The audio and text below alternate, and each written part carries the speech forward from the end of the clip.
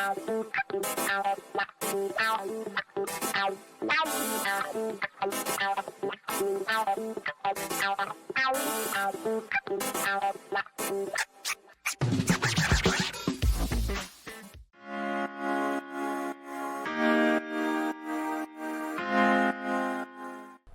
wow. Oh, are we done? This was your computer or mine?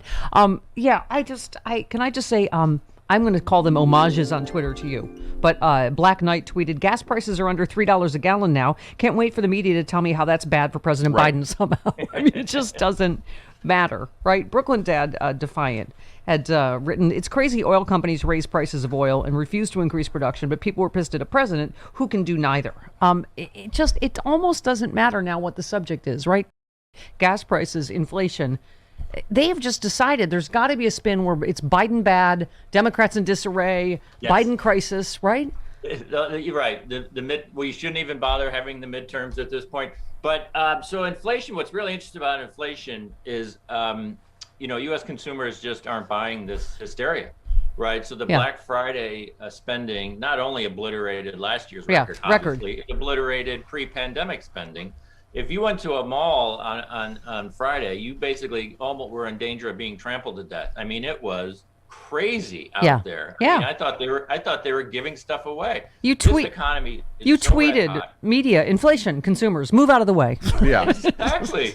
So, if we've had this month of hysteria about inflation and how people can't buy milk, and look, nobody likes to spend $90 filling up their SUV, but you would think just this runaway inflation hysteria, you would think everyone was home sitting on their wallets, literally with a lock on it, refusing to spend $1 because no one can afford a turkey. Turns out that ain't happening. And the press is delivering a completely skewed version of this economy. It's not talking about the massive runaway jobs. It's not talking about the child tax credits. It's not talking about wages increase. It's not talking about 4 million people quitting their jobs every month because I can find a better job.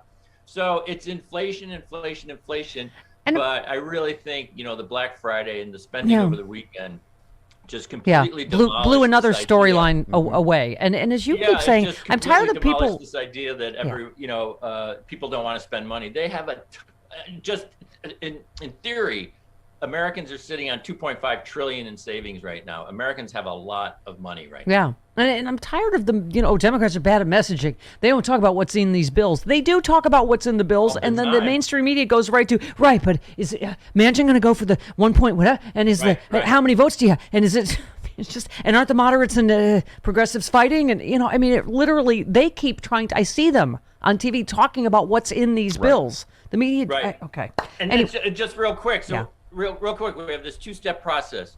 Bash Biden, bash Democrats, Dems in disarray. As you say, focus on the vote counting, focused on the cost. And then step two is Democrats and Biden are awful on messaging. And the media doesn't address the role it plays in the messaging. Right. And it's over. It's this 1-2 combo, and people are getting tired of it. And it's in the public interest what's in the bills. It affects your life. And so anyway, but you took this other headline, New York Times, a few thoughts on the disconnect between Biden's popular policies and his personal unpopularity.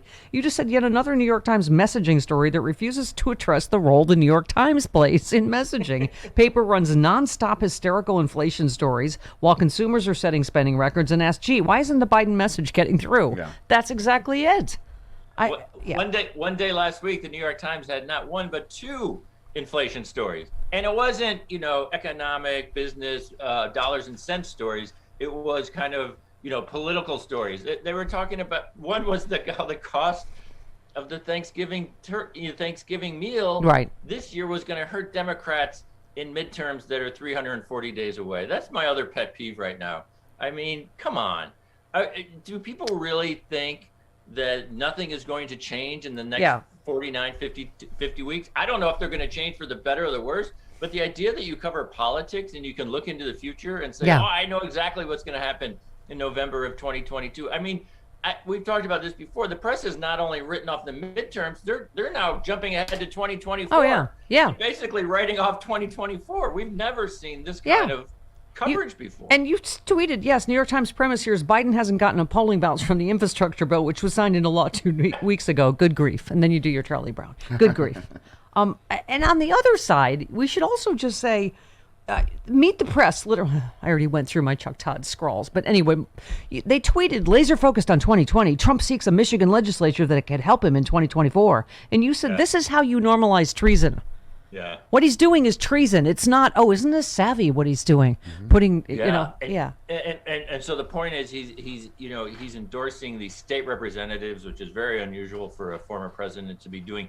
And then that NBC, the Meet the Press article described it as candidates who are, how do they describe it? Focusing on election administration or something like what? What does that even mean? Yeah. He's endorsing candidates who want to throw out election results. I mean, why can't you just say that? And again, if this is how they're going to cover Trump in the run up to 2024, boy, we got big troubles because he is just absolutely committed to destroying free and fair election. And we have outlets like NBC portraying it as kind of a savvy strategy without actually saying what he's going to do. Although if you're following the coverage, he's already obviously not running, and Kamala Harris is, and she's already lost because no one likes her because she bought a pot for her family to cook in.